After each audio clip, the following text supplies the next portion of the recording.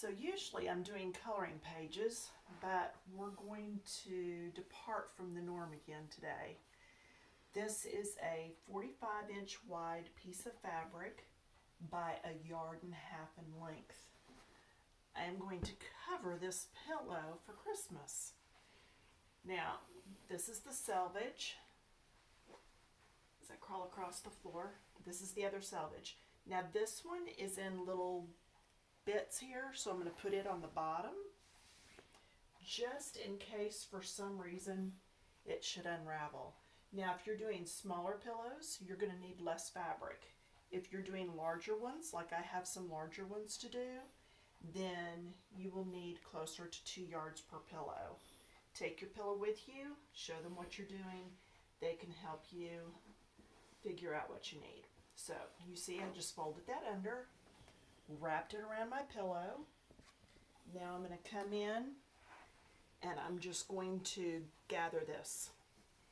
Doesn't have to be pretty. Tuck that in, fold this over. Okay? Same thing on the other side. I'm going to lift, gather both sides, pull it up. Now, could you sew little pillowcases instead? Yes. Am I just going to get it done? Yes. So here's a rubber band. You're going to put it over. And this is where you're going to have to pull and twist. Here, I'll do it where you can see what I'm doing. I'm going to put it back through again. And then one more time. And I'm finding that generally 3 times through here is working. I'm just tightening it up like you would a ponytail. Okay, it came like this. I'm just crisscrossing. I'm going to stuff this in here. Yeah, these pillows used to be even a different print than what you saw, and I just recovered them all. But then I wanted to do something for Christmas, so I'm at it again.